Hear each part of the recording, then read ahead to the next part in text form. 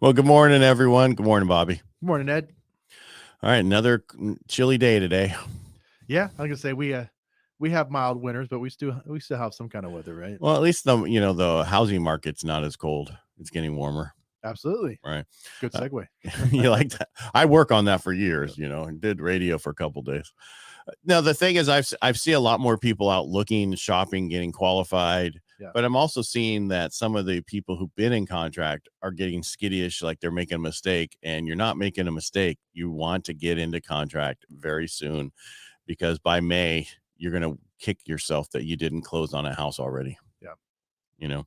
I mean, I got some people, I have a couple of veterans who are buying, and, they didn't have the best credit score. And I'm like, don't worry about you. It's get in the house. You can afford it.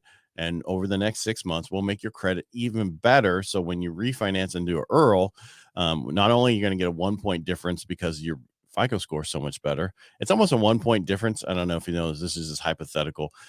If you had a 620 FICO score to a 640, it's almost a point difference in rate on a VA. I didn't know it was that much in that. Yeah, just and that range. little point right there, depending on where you go and what you're doing, but it's almost a point. And so they figured out, over the years that's their risky 640 area. and below is a super risky area. Yeah. Under 640. Just you have probably 18, 19, 20 times more likely to go foreclosure than somebody else in that FICO score. Gotcha.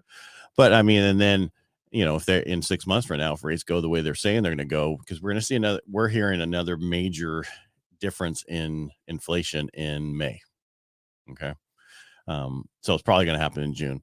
But that's because last time they said October and it happened in November. But that's a year-over-year difference in inflation, and it should show down. And especially if they fix this, issue right now in the government, what has to do with the what's the word I'm looking for? The shutdown where the debt limit. Thank you. Debt limit. Some days I just have my moments. I guess I should have stayed longer in the pool this morning. Yeah. Because when you're in that thing, when you get out, you're like you're on sharp. it. Yeah, there's nothing like it. Like, get my clothes on. Go. I'm so much overweight now. Let's go. Yeah, it's just that's going to mess with it for a while there, because that's messing with treasuries right now, and each month it's get better. And a lot of people's like I think you said even to me, oh, don't they have to tell this? Yes, but they're stealing the money from retirement accounts. And if you're a large company, you can do that without going to jail. But if you're a small company, you go to jail. Yeah. Because I said that to somebody over the weekend, and they're like, no, you can get away with it with so-and-so. And they went through the whole thing how some companies got away with it. Anyway, move on. But it's change. Things are going to get better and keep getting better. And that means more people are going to come out and want to buy. Yeah. There's such a huge pent-up demand for buyers. And I don't think people realize how much pent-up demand there is for buyers to buy a home. Yeah, and this winter we saw things kind of trend back to the way they used to be in a more normalized market, right? Where it because 2020 and 21, even part of 22, it didn't matter. We were closing deals the day before Christmas stuff. So, but also we had different weather this year. We had a lot more rain this year than we normally have during that period of time. So we haven't had in 20 and 21. I don't think we had hardly any. We had some rain in December or January, but nothing like we had just recently. True. Well, and I had an open house in December, and it happened to be one of those super rainy days, and that was a good test of interest in the home, because I had 3 people show up, which I was really impressed. I thought I was going to stand there by myself and just eat cookies and wait for someone. So, but do you make fresh baked cookies while you're there? Nope. Save Mart does it for me. I pick them up. Dude, you're supposed to be cooking cookies in there so people smell the cookies when they walk in. I've heard that's old school, man. I'd have to get there even earlier then, right? No, it doesn't take that long to cook cookies. Yeah. Yeah. Or you can get one of those candles that smells like cookies. There we go. Yeah. You know what I'm finding is a big hit? I guess we got off topic, but no, we're still talking about real estate. Seltzer, like the flavored seltzer waters. Mm-hmm. Yeah. I get like a dozen of those and some waters, and people, I have none at the end of the day. Well, people like free things, of course. But yeah, speaking of open houses, how did you do anything last weekend? Yeah, so I had an open house in my Park Ridge listing, and it was great. We had 10 families come through, and it would have been one of those open houses where if I would have had someone there helping me, it would have been a good way to kind of gauge the interest. But that many people coming through, The average person stayed for about 30 minutes, asked some questions, and so I spoke with another agent on a different house, and she said she had a crazy open house too. So buyers are back out in the market. The sun's shining. They're looking. Well, it's a new year. They're Yeah. seeing the difference. Yes, there are some companies laying off, but it's not going to affect everybody right now. And according to our government, we got so many jobs. It doesn't matter. Yeah. Yeah. Well, and so a lot of the people who are laying off right now are the people that you don't really see lay off, tons of people, right? Like they hire a bunch of people and then they realize it's not very efficient and they just let them all go. Well, most of those companies, and they work from home. Yeah. So, and we want you back in the office.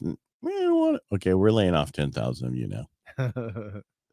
We're going to move these jobs to the Philippines. Yeah. Yeah. You guys have gotten way too comfortable. Yeah, that's right. You're telling us? No, This is how we're going to do it. But the market, it's perfect time. We keep saying this. It's just people are really, people don't want to make a mistake. I get that. But investors are picking up anything and everything they can. So, yeah. Oh, and so there was a buyer that was hesitant or didn't want to offer his full price, right, on a listing. And so their lender worked up, because basically he was trying to get them to write his full price offer. And he worked up an analysis showing that the value of the property was actually a little bit more than what we had it listed at, so showing we had it priced competitively. So there you can find value in houses. And their agent didn't do that? Well, I'm gonna say, but the buyer's agent didn't do that for them? No, not really. No. Their lender was the one that was trying to show them, like, hey, don't worry. I'm sure you'll see a slight dip in the value, but you're still buying it below market value. Right. But I'm just saying, but as a buyer's agent, that is something you should know your market that your buyer's buying in. Absolutely. Not necessarily, because what we go off of is the AVM that we all get and tells us what the value is.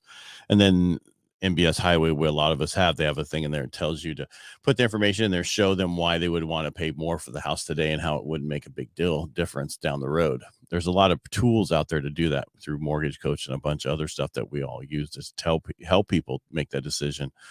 But go ahead. Did you have something to add? Well, yeah, I was going to say, I think it was more of a case of somebody was, the agent was showing them a house that they weren't qualified for. So they wanted to come in super low in hopes that we in desperation would accept an offer below, so it didn't really matter how much we justified value. In their heads, they weren't going to pay any more than what they were offering. Did they ever write an offer? Yeah, they did. And it got rejected. All right. So, but I want to go back to what you're saying is buyer's agent and lender should be working with them, or mortgage broker, I don't care what you call yourself, should be going through the different process and explain to them that the values there are not the values there. But bottom line, they're still going to look at what they're hearing from everybody out there and everything else, because a lot of times people can't get through the noise. Right. Yeah. They hear so much noise and we talked about this last week, and it's not just with you, Bobby. Everybody I was on video with talked about the same thing, where buyers are asking for so much more, to a point where they're doing to sellers what sellers did to them back in the day. Yeah. But the difference is buyers are getting told no and they're walking. Right. And then they're like, well, we're going to walk then. That's great, but you're going to lose out if you do that. Yeah. The aggressiveness of some of the buyers, I got to tell it, like, I don't know, for me as an agent, if that was my buyer, I would tell them, like, look, this isn't fair. This isn't a nice offer right here. I was like, if you want to, I think we talked about this last week. Mm-hmm. We did, but we can bring it up again because it's so important to. Yeah, it's prolific right now. We're a kindler, gentler market right now, but don't take advantage just because it is that way.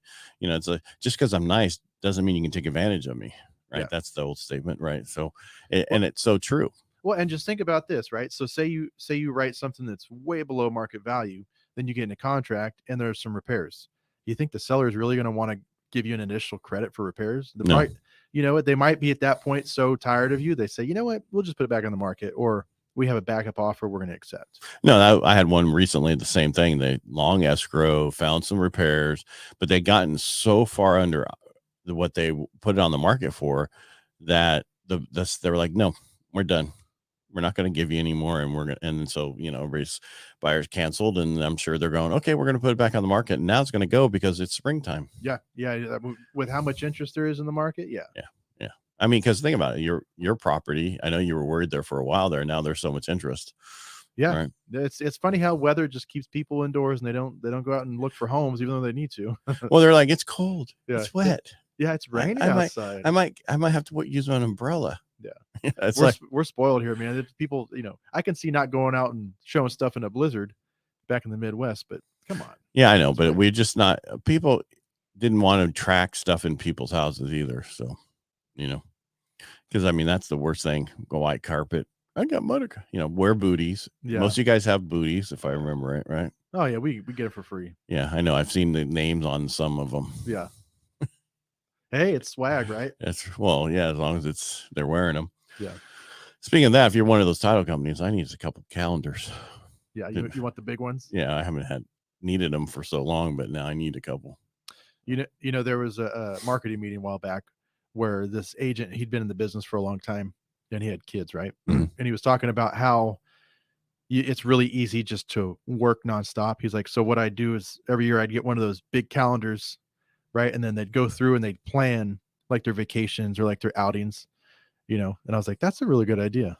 Yeah. But a use for those giant calendars. No, they're just nice to write on when you're on your desk. Yeah. Whoa, I need to write that down real quick. Actually, I have a book right here that I write everything in.